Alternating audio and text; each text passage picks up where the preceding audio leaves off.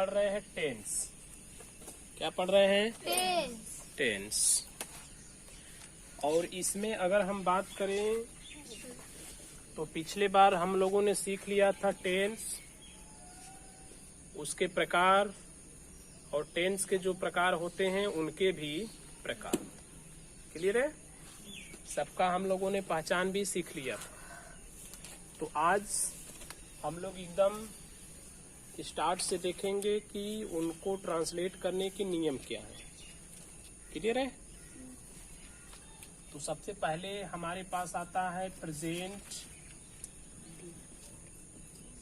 In definite tense. Present indefinite tense.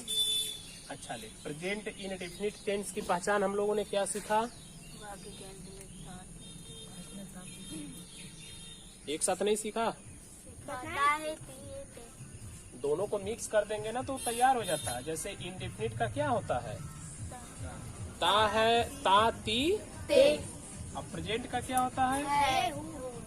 Who हो। तो दोनों को एक साथ मिक्स ले लेंगे। ता है, ती है, ते है। बन गया? दोनों को बस एक साथ मिक्स करा देना है। इनडिफिनिट वाले में प्रेजेंट को ऐड कर देना है, यानी ता ती ते है हु हो एक साथ मिला देंगे तो ता है, ती है, ते है, तो है, फलाना ढकाना जो भी हो। क्लियर है? तो ये उसकी क्या हो गई? पहचान। अब ध्यान से देखिए, इसका हम लोग ट्रांसलेट कैसे करते हैं इंग्लिश के अंदर। जो भी टेंस होते हैं उस टेंस का हमें जो भी सेंटेंस देता है, क्या देता है? सेंटेंस। वह सेंटेंस लगभग हमें 4 रूपों में देता है। कितने रूप में? 4 रूप में। और हम लोग सबसे पहले वाले रूप को पढ़ेंगे। क्लियर है? यानी इसकी हम पहचान यहाँ पर लिख दिए, ता है, ती है, ते है। क्लियर है? अच्छा, तो हम लोग पहले किस रूप को पढ़ेंगे? पहले वाले रूप को। पहले वाला जो रूप है उसका हम बोलते हैं अफर्मेटिव सेंटेंस। कौन सा sentence? Affirmative sentence. Affirmative sentence का मतलब होता है स्वीकारात्मक वाक्य। कौन सा वाक्य? स्वीकारात्मक वाक्य। कहने का मतलब ये हो गया कि हम जो भी बात कहेंगे उस बात को वह एक्सेप्ट कर लेगा। एक्सेप्ट करेगा यानी स्वीकार कर लेगा कि हाँ हाँ आप जो कह रहे हैं ठीक कह रहे हैं। क्लियर है? तब उसको हम लोग क्या बोलते हैं? अफर्मेटिव सेंटेंस कहते हैं। क्लियर है? चलिए, इतनी भी पॉइंट ओके है। इसमें जो हमें ध्यान देने वाली चीज है वह ध्यान देना है हमें सब्जेक्ट का। इसका सब्जेक्ट का। अब सब्जेक्ट में हमें ये ध्यान देना है कि वह सिंगुलर है या प्लूरल। क्या है? सिंगुलर है या प्लूरल है। ध्यान रखिएगा, सब्जेक्ट में हमें सिर्फ 2 बातों का ध्यान देना है, सिंगुलर सब्जेक्ट और प्लूरल सब्जेक्ट। ओके, बहुत छोटा छोटा बस ध्यान में देना है। Subject, subject. तो सब्जेक्ट में हमें क्या ध्यान रखना है? सिंगुलर सब्जेक्ट और प्लूरल सब्जेक्ट। सिंगुलर सब्जेक्ट मतलब कैसा होगा? वो अकेला होगा। सिंगुलर सब्जेक्ट यानी अकेला होगा। प्लूरल सब्जेक्ट यानी बहुत सारे लोग होंगे।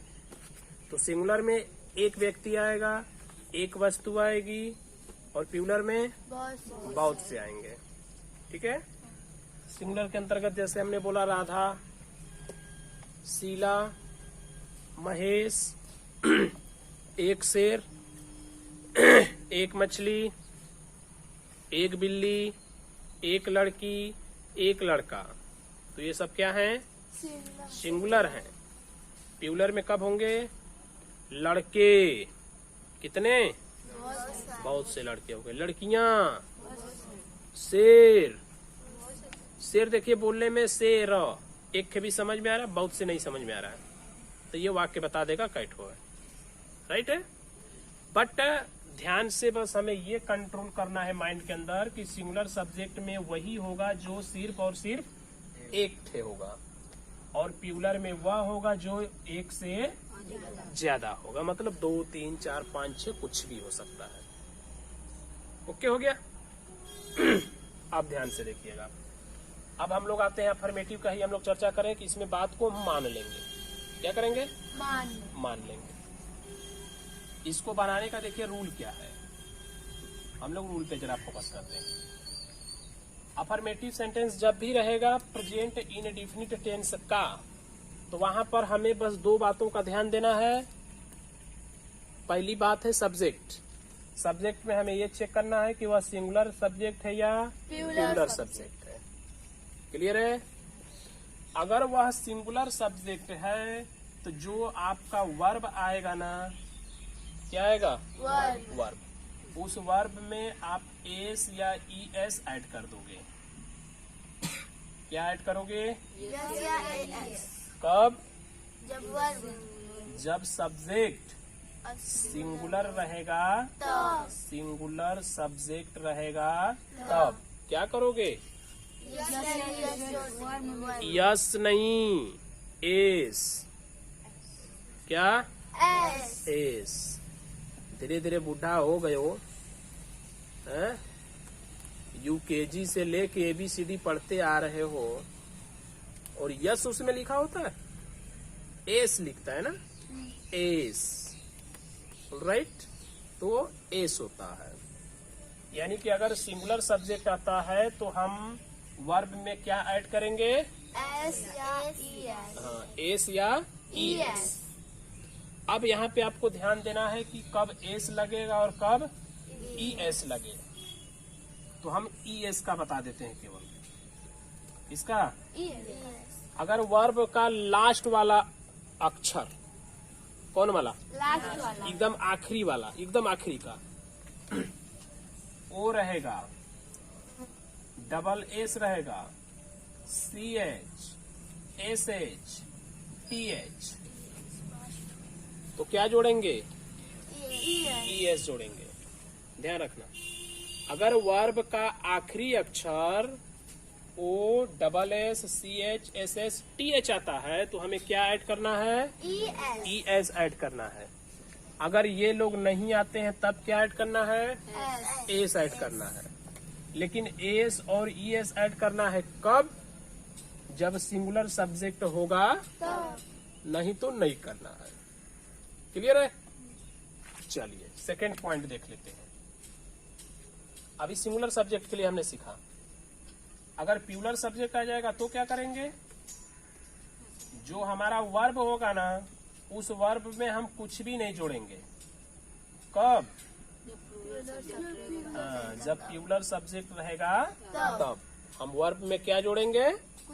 कुछ भी नहीं जोड़ेंगे। क्लियर हो गया? Rules okay?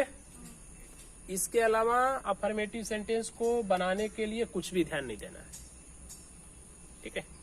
बस एक बात का ध्यान रखना, अगर अफर्मेटिव सेंटेंस है यानी बात को मान रहा है कि नहीं आप जो कह रहे हो ठीक कह रहे हो, तो अफर्मेटिव हो जाएगा।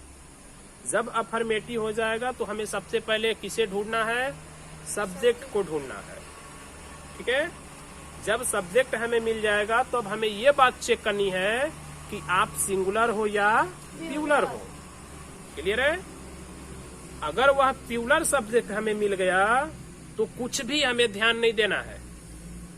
क्या नहीं देना है? कुछ भी ध्यान नहीं देना है। लेकिन अगर वही सिंगुलर सब्जेक्ट मिल जाता है, क्या मिलता है? सिंगुलर सब्जेक्ट, तब हमें ध्यान रखना है। और क्या ध्यान रखना है? कि वर्ब में एस जोड़ना है या तो ईएस जोड़ना है। जब एस या ईएस जोड़ने की बात आ जाएगी तब तुरंत हमें ध्यान देना है कि ईएस ऐड करेंगे कब? जब ये 5 लोग लास्ट में वर्ब के लगे होंगे। ओके है? कोई कंफ्यूजन? कोई डाउट? नहीं। बोलो बालको, एनीथिंग? नथिंग।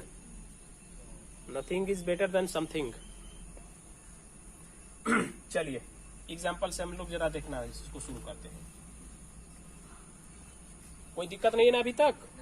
कुछ भी हो, जरा सा भी हो तो बोल दो, हम बताते रहे दोबारा से, ठीक है? क्योंकि ये लंबी लंबी यहाँ पे कापियां नहीं लिखाई जाती है मेरे अंदर कि आप रूल्स लिखो फलाना ठिकाना, ये सब ऐसा वैसा कुछ नहीं। आप केवल उसको समझो अच्छे से, नहीं समझ में आता है पूछ लो, ठीक? बड़े देखो, हमने एग्जाम्पल लिया, एग्जाम्पल में हम लोग ले लेते हैं राम पढ़ता है। क्या लिखा? राम पढ़ता है। सेंटेंस क्या लिखा है? राम पढ़ता है। अब चेक करना है कि ये बात को मान रहा है कि नहीं मान रहा है। तो बोला क्या जा रहा है? राम पढ़ता है। तो बात को मान रहा है। राम पढ़ता है, हाँ सही बात है, राम पढ़ता है। नहीं भी पढ़ता होगा तो हम लोग थोड़े जानते हैं, लेकिन ये कह रहा है ना कि राम पढ़ता है, तो जब आप कह रहे हो तो ठीक ही कह रहे होगे। हमें इतना दिमाग लगाने की जरूरत नहीं है कि वो पढ़ता है कि घूमता है कि सोता है कि जागता है, उससे हमसे क्या लेना देना भैया, कुछ नहीं ना। बस आप जो करें हमें उसको फोकस करना है। आपने कहा राम पढ़ता है, हाँ तो सही बात है, राम पढ़ता है, हो गया। अब अगर टेंस की बात करें तो कौन सा टेंस हो जाता है? ये लास्ट हमें बताता है प्रेजेंट को और उसके पहले वाला बताता है इंडेफिनिट को। तो ये हो गया present in indefinite tense, right. अब इंग्लिश बनाते समय हम सब्जेक्ट का ध्यान रखते हैं, और सब्जेक्ट इसमें कौन है? राम। कौन है? राम। तो राम का ठो है, एक यानी सिंगुलर की प्यूलर? सिंगुलर। सिंगुलर। तो हमने लिखा राम। जब सिंगुलर सब्जेक्ट होगा तो हमें क्या ध्यान देना है? यस नहीं, एस। एस जोड़ेंगे या ईएस जोड़ेंगे, ये हमें ध्यान रखना है। लेकिन जोड़ेंगे कहाँ? वर्ब में। तो पहले हम वर्ब को लिखते हैं। वर्ब क्या है? पढ़ना। तो पढ़ने की अंग्रेजी क्या होती है? रीड। लास्ट में क्या आया? डी। इन पांचों में से आया है क्या? नहीं। तो क्या जोड़ेंगे? एस। तो राम रीड्स, राम पढ़ता है, बन गया। सही है। मोहन आम खरीदता है। बहुत ही ध्यान से बस आप देखते रहो, नहीं समझ में आएगा तुरंत बोल देना। एक्सक्यूज मी सर, क्या बोलोगे? हाँ, excuse me sir, please listen to me. Mohan आम खरीदता है। टेंस की हम पहले बात करेंगे। टेंस कौन सा लग जाएगा? ये इधर से प्रेजेंट हो जाएगा, इधर से इंडिफिनिट हो जाएगा। Total present in definitely. उसी को हम पढ़ ही रहे हैं। अब सबसे पहले हमें ध्यान क्या रखना है? सब्जेक्ट का। सब्जेक्ट कौन है? मोहन। तो हमने लिखा मोहन। अब मोहन सिंगुलर है कि प्यूलर है? सिंगुलर। सिंगुलर है। अब इसके बाद क्या लिखा जाएगा? वर्ब। तो वर्ब क्या है? खरीदना। खरीदने की इंग्लिश बाई। चूंकि ये सिंगुलर है तो यहाँ पर हमें एस या ईएस जोड़ना पड़ेगा। तो लास्ट का वाई है, इन पांचों में से है, तो क्या जोड़ेंगे? एस जोड़ेंगे। तो मोहन बाइज, यानी मोहन खरीदता है। क्या खरीदता है? आम। मोहन सिंगुलर है, आम तो नहीं ना लिखा है कि बहुत से आम है कि एक ही आम है, लेकिन जब सब्जेक्ट सिंगुलर है तो आम को भी हम सिंगुलर लिख देंगे। यानी Mohan buys a mango. Mohan आम खरीदता है, बन गया। करेक्ट है? समझ में आ रहा है? नेक्स्ट ऐसे देखते हैं। आप कौन? आप हिंदी लिखते हैं। क्या बताया? आप हिंदी लिखते हैं। आप हिंदी लिखते हैं। टेंस क्या है? Present indefinite tense. सब्जेक्ट क्या है?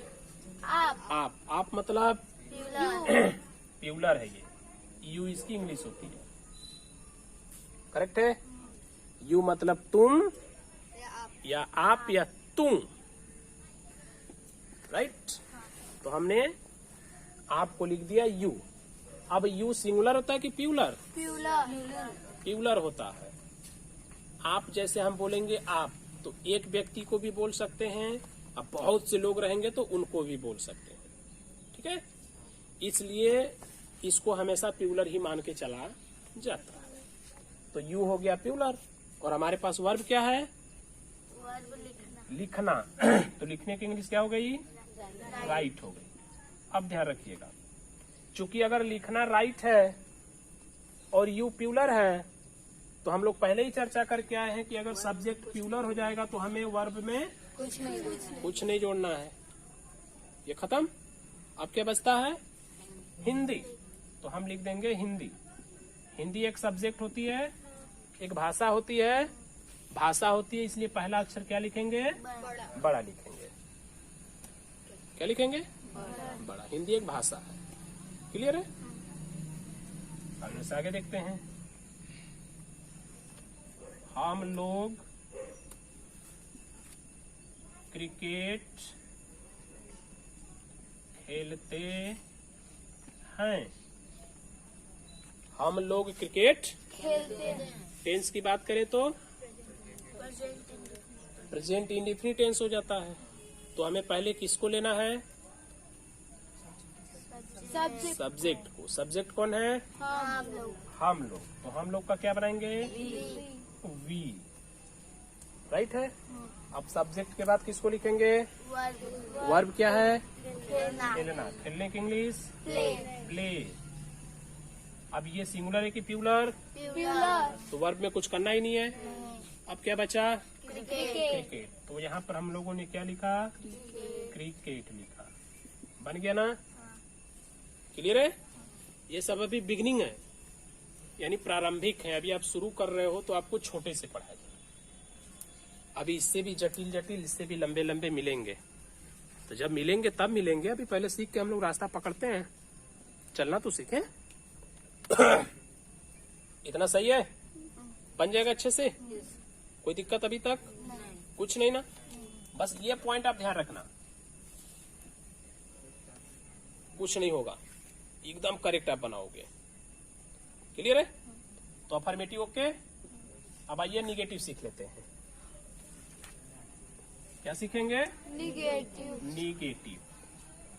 तो ये हो गया negative sentence. Okay. Affirmative sentence के बाद कौन सा आ गया? Negative sentence. पहले तो हमें रूल में देखना है ना। चलिए रूल देख लेते हैं। पहचान तो आप अच्छे से समझ ही गए हो। अफर्मेटिव में जैसे एक रूल था, वर्ब में एस या ईएस जोड़ेंगे जब सब्जेक्ट सिंगुलर होगा। वर्ब में कुछ भी नहीं जोड़ना है जब सब्जेक्ट प्यूलर होगा। अब निगेटिव आ गया। अफर्मेटिव हमने समझाया था कि इसमें बात को मान लेते हैं, जो भी कहेगा उसको मान लेते हैं। बट ये क्या है? ये है निगेटिव सेंटेंस। निगेटिव सेंटेंस बात को नहीं मानेगा। निगेटिव यानी अस्वीकार कर देगा, वो बात को मानने से इनकार कर देगा। कहेगा ना भैया ना, आप जो कह रहे हो बात सही नहीं, हम इसको नहीं मानता हूँ। यानी बात को मानने से वो क्या करेगा? इनकार करेगा। ओके है? तब क्या करना है देखिए, रूल हम देखेंगे। इसमें हम यूज करेंगे डू नॉट का। किसका? Do not. और डज नॉट। कौन कौन सा? डू नॉट और डज नॉट। डू नॉट और Does डज not। नॉट। तो सबसे पहले ऊपर देखिए हमने क्या लिखा है? Does not. तो डज नॉट लगाएंगे कब? जब सब्जेक्ट सिंगुलर होगा तब। और डू नॉट लगाएंगे कब? सब्जेक्ट प्यूलर है जब सब्जेक्ट प्यूलर होगा तब। अगर निगेटिव सेंटेंस हमें दिया है, मतलब अस्वीकारात्मक वाक्य है, बात को नहीं मानता है, तो सिंगुलर सब्जेक्ट आने पर हमें लगा देना है डज नॉट, और प्यूलर सब्जेक्ट आने पर लगा देना है डू नॉट। अब वर्ब में क्या करना है? वर्ब में कुछ नहीं करना है। अब क्यों नहीं करना है वो भी जरा जान लो। प्यूलर सब्जेक्ट आता है तो वर्ब में हम कुछ करते हैं? नहीं करते हैं, तो इसकी तो हम चर्चा ही नहीं करेंगे। अगर सिंगुलर सब्जेक्ट आता है तो कुछ करते हैं? क्या करते हैं? एस या ईएस जोड़ते हैं। अब वो भी हम नहीं करेंगे। क्यों नहीं करेंगे? क्योंकि यहाँ पर आप देख रहे हो ना, ईएस पहले ही से जुड़ गया, देख लो ये ध्यान से, दिखा ईएस पहले से जुड़ गया ना, इसलिए अब हमें कुछ करने की जरूरत नहीं। अब हो जाएगा। चलिए एग्जाम्पल चेक करते हैं। लिखा सुरेश नहीं जाता है, क्या लिखा? सुरेश नहीं जाता है। तो सबसे पहले हम किसको लिखेंगे? सुरेश। पहले हम सेंटेंस को पहचानते थे। सुरेश नहीं जाता है, क्या बोला? नहीं जाता है मतलब इनकार कर रहा है ना, अस्वीकार कर रहा है, तो ये निगेटिव बन गया। सुरेश नहीं जाता है, बात को नहीं मान रहा है, करेक्ट है। अच्छा ले, तो ये बन गया सुरेश। सुरेश सिंगुलर होता है कि प्लूरल? सिंगुलर। तो सिंगुलर होने पर नहीं की इंग्लिश क्या बनाएंगे? Does not. Suresh does not. अब जाना बचा वर्ब, तो जाने की इंग्लिश क्या होती है? गो। बन गया ना? समझ में आया कुछ? अच्छी बात है। आगे देखिए, जैसे मयंक किताब नहीं फेंकता है, क्या लिखा? नहीं फेंकता है, तो निगेटिव है। तो सबसे पहले हम किसको बनाने वाले हैं? मयंक को। तो ये हो गया मयंक। मयंक सिंगुलर की प्लूरल? तो सिंगुलर में नहीं की इंग्लिश क्या लगाएंगे? Does not. Mayank does not. अब इसके बाद किसको लिखना है? वर्ब यानी फेंकना को। तो फेंकने की इंग्लिश क्या होती है? थ्रो। क्या होती है? Throw. Mayank does not throw. तो क्या फेंकता है वो? किताब। कितनी किताब फेंकेगा? एक किताब फेंकेगा, यानी बुक। सही है, समझ में आ गया। अब प्लूरल पर चेक करते हैं। मैं नहीं पढ़ाता हूँ, क्या लिखा? मैं नहीं पढ़ाता। तो मैं की इंग्लिश क्या बना देंगे? आई। आई सिंगुलर है कि प्लूरल? प्लूरल में क्या लगाना है? Do not. तो आई डू नॉट। रीड मतलब पढ़ना, और यहाँ है पढ़ाना, तो पढ़ाना होता है teach. I do not teach, मैं नहीं पढ़ाता हूँ। क्लियर है? अब जैसे आगे देखते हैं। बच्चे नहीं